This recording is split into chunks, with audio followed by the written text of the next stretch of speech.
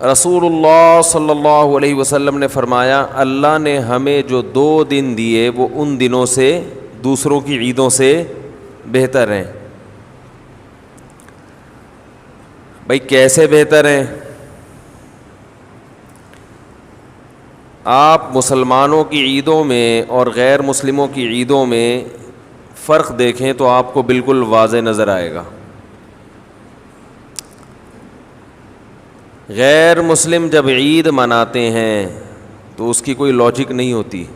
ویسے ہی انہوں نے کوئی دن فرض کر لیا ہوتا ہے کہ اس دن ہم نے خوش ہونا ہے. سمجھ میں آ رہی ہے بات؟ بھائی اس دن ہم نے کیا ہونا ہے؟ خوش ہونا. بھائی وہ ہندوؤں میں ہولی ہوتی ہے نا، آج ہولی منائیں گے، بس چلو وہ خوش ہو جائیں گے. جب ہم خوش ہوتے ہیں نا تو اس کے دو وجہ ہوتے ہیں، یعنی 2 طریقوں سے انسان خوش ہوتا ہے. ایک تو یہ کہ خوشی کی کوئی وجہ ہو. اگر کوئی وجہ ہوتی ہے تو خوشی منائے بغیر بھی انسان خوش ہوتا ہے اگر کوئی وجہ ہو. وجہ نہ ہو تو پھر کسی کے مشورے پہ خوش ہونا تھوڑا مشکل کام ہے.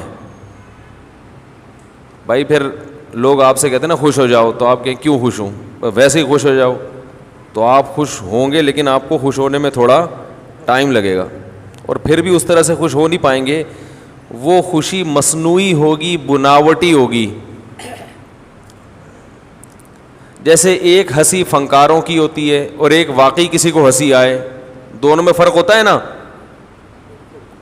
ارے کسی نے لطیفہ سنایا فی البدیہی، آپ پہ ایک دم کھلکھلا کے ہنس پڑے، روکنے کے باوجود آپ ہنسی کو روک نہیں پا رہے.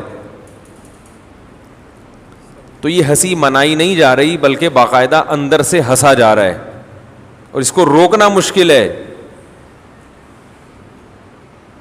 اور ایک ہنسی وہ ہوتی ہے جو منائی جاتی ہے.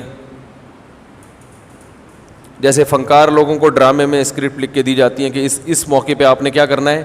ہنسنا ہے. تو وہ تکلف کر کے ہنسے گا، جو جتنا بڑا ایکٹر ہوگا وہ اسی حساب سے ہنسے گا. ایک رونا ہوتا ہے کہ آپ کو غم کی بات سنائی گئی، آپ رو پڑے. اور ایک رونا ہوتا ہے کہ آپ کسی کے مشورے پر فنکاری کر کے باقاعدہ رو رہے ہو.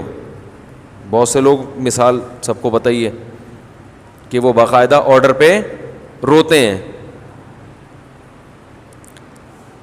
تو یاد رکھو جیسے ایک رونا اس کی کوئی ریزن ہوتی ہے، رو پڑتا ہے، اور ایک بناوٹی رونا ہے. دونوں میں زمین آسمان کا فرق ہے. ایک خوشی حقیقی خوشی، ایک بناوٹی، دونوں میں زمین آسمان کا فرق ہے. ایسے ہی ایک عید وہ ہوتی ہے جس کی کوئی ریزن ہو، اور ایک ہوتی ہے جس کو لوگوں نے بیٹھ کے خود بخود فرض کر لیا ہو. دونوں تہواروں میں زمین آسمان کا فرق ہوتا ہے. غیر مسلموں کی عیدیں گڑی ہوئی ہیں، بنائی ہوئی ہیں. مسلمانوں کی عیدوں میں کوئی ریزن ہے جس کی وجہ سے مسلمان اس دن خوشی مناتے ہیں. ہمیں نبی نے 2 عیدیں دی، ایک عید الفطر اور ایک عید الاضحیٰ. یہ اللہ نے دی ہیں. اصل میں نبی تو محض نمائندے ہیں، اللہ کے پیغام پہنچانے والے ہیں. عید الفطر میں کس بات کی خوشی ہے؟ اب یہ جو مسلمان قربانی کر رہے ہیں، بتاؤ کروڑوں اربوں روپے اڑا رہے ہیں کہ نہیں اڑا رہے؟ کس پہ اڑا رہے ہیں؟ اپنی ذات پہ. اپنے لیے اگر گوشت کھانے کے لیے قربانی کرے انسان تو اتنا مہنگا جانور مارکیٹ سے لینے کی ضرورت نہیں ہے. صرف گوشت اپنے چٹخارے کے لیے کوئی کر رہا ہو نا قربانی، تو اتنا مہنگا جانور نہیں خریدے گا. وہ یہ سستا قصائی سے آپ کو کئی گنا زیادہ سستا مل جائے گا. یہ تو غریبوں کا پیٹ بھرا جاتا ہے اس سے، اللہ کو خوش کیا جاتا ہے. اتنا تو دنیا میں کوئی غیر مسلم اپنے تہوار پہ پیسہ خرچ نہیں کرتے. اور دیکھو ان کے ہاں جو پیسہ خرچ ہوتا ہے نا تہواروں پہ، وہ عیاشیوں پہ ہوتا ہے، شراب کباب پہ، لڑکیوں پہ، زنا پہ. اسلام میں جو 2 عیدیں اللہ نے دی ہیں ان میں عیاشیوں پہ پیسہ خرچ نہیں ہوتا. عید الفطر میں فطرانے نکلتے ہیں غریبوں کے لیے, خوش ہو کے بھی غریبوں کو کھلا رہے ہیں, ٹینشن میں بھی غریبوں کو کھلا رہے ہیں. بھائی کوئی پریشانی آ گئی تو کہتے ہیں نا صدقہ کرو صدقہ, بلائیں ٹلیں کہ غیر مسلموں کی جو عیدیں ہیں ان میں وہ خوش ہوتے ہیں, حالانکہ خوش ہونے کی کوئی معقول وجہ موجود نہیں ہوتی, ویسے ہی سیلیبریٹ کر رہے ہوتے ہیں. آج 25 دسمبر ہے تو خوش ہو, کیوں ہو وہی کوئی وجہ نہیں سمجھ میں آئی آج تک. وہ کہتے ہیں حضرت عیسیٰ پیدا ہوئے تھے تو ہو گئے تھے نا, اب تو چلے گئے نا دنیا سے, اب دوبارہ اگر پیدا ہونے کا چانس ہو یا ہو رہے ہوں تو چلو بات بھی ہے. وہ تو تھے, وہ دن تو گزر گیا وہ 25 دسمبر کا. جبکہ مسلمان جو خوشی مناتا ہے سچی مچی کی ہوتی ہے, اور اس میں دونوں وجہ, روحانی بھی اور جسمانی بھی. عید الفطر کس بات کی خوشی ہے؟ 1 مہینہ رمضان کے روزے رکھنے کی اللہ نے توفیق عطا فرما دی. یہ معمولی عبادت نہیں ہے. عام دنوں میں 1 روزہ رکھ کے آدمی چکرا جاتا ہے. کئی دفعہ ارادہ ہوتا ہے نا صبح روزہ رکھیں گے, صبح سحری میں آنکھ کھلی, چھوڑو یار کوئی فرض تھوڑی ہے, اگلے پیر کو رکھ لیں گے, ہوتا ہے نا, اگلی جمعرات کو رکھ لیں گے. اور رکھ لیتا ہے تو ایسے لگتا ہے جیسے امام مہدی کا چھوٹا بھائی. لوگ بھی کہتے ہیں روزہ ہے, ماشاء اللہ یار روزہ ہے. رمضان میں کنٹینیو کتنے 29-30 رکھتا چلا جاتا ہے, چاہے شدید گرمی ہو سردی ہو, اس کی صحت پہ کوئی فرق نہیں پڑتا. کتنی ٹف محنت, اور پھر رات تراویح بھی پڑھنے کی توفیق بہت سوں کو مل بھی جاتی ہے الحمدللہ. سارا دن کے تھکے ہارے پھر تراویحاں چل رہی ہیں, پھر آخری عشرے میں کتنے لوگ مسجدوں میں آ کے بیٹھ جاتے ہیں, پھر لیلۃ القدر کی تلاش میں عبادت. کیسا ہی گناہگار سے گناہگار مسلمانوں, کچھ نہ کچھ تو چینجنگ رمضان میں آ ہی جاتی ہے. عام مہینوں کی نسبت رمضان نسبتاً اچھا گزر جاتا ہے. تو جب رمضان ختم ہوتا ہے, چاند نظر آتا ہے, ایک عجیب روحانی خوشی محسوس ہوتی ہے. لِتُكَبِّرُوا اللَّهَ عَلَى مَا هَدَاكُمْ, اللہ فرماتے تم اللہ کی کبریائی بیان کرو اس کی وجہ سے جو اس نے تمہیں نیک اعمال کی توفیق عطا فرمائی.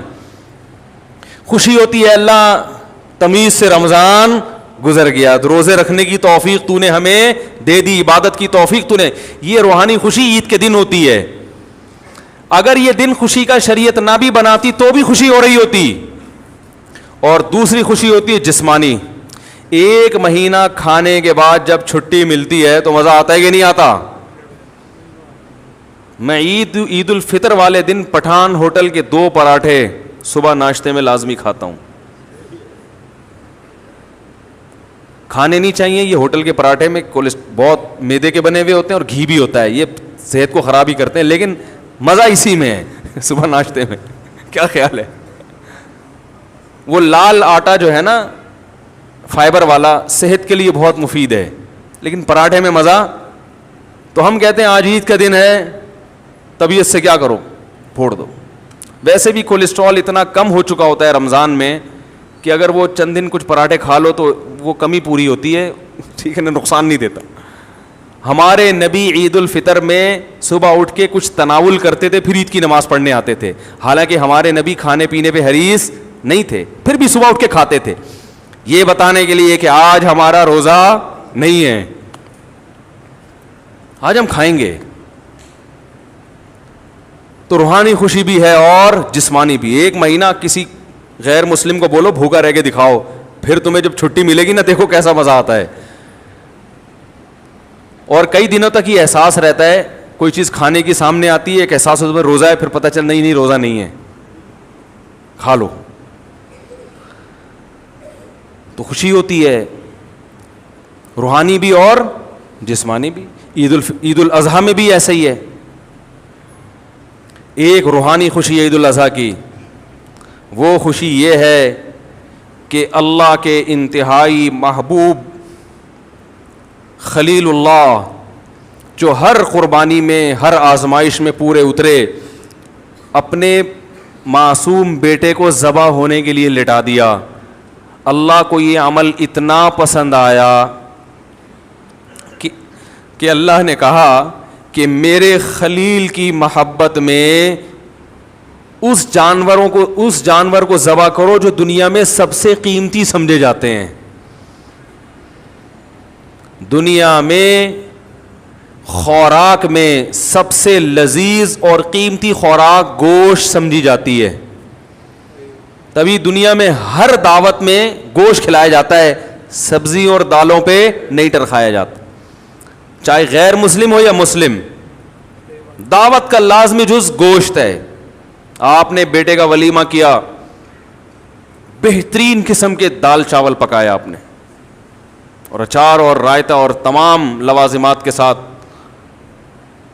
لوگ دوبارہ آپ کے کسی بچے کے ولیمے پہ نہیں آئیں گے. کیا خیال ہے؟ ہر لذیذ کھانے کا بنیادی عنصر کیا ہے؟ گوشت. پہلی بات تو یہ کہ انسان کی بنیادی ضرورت ہے کھانا پینا. اللہ نے کھانے پینے کی چیز کو ہلاک کرنے کا حکم دیا, جو سب سے بنیادی ضرورت کی چیز ہے.